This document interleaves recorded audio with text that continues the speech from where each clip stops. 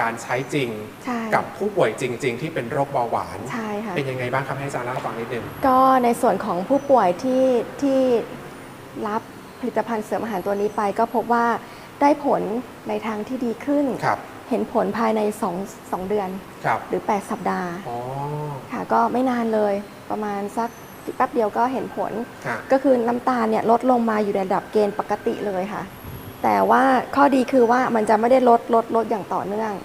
มันจะมีการลดมาถึงปกติแล้วก็จะรักษาสมดุลได้ด้วยซึ่งอันนี้ถือว่าเป็นจุดเด่นของชิ้นงานนี้เลยครับค่ะ2 สัปดาห์2 เดือนหรือว่า8 สัปดาห์นี่ถือว่าพึงพอใจไหมฮะอาจารย์อยู่ในเกณฑ์ที่พึงพอใจเลยบางคนเนี่ยถึงขั้นว่าเป็นแผลจากโรคเบาหวานเนี่ยก็ถือว่าสามารถดำรงชีวิตได้ปกติก็คือแผลแห้ง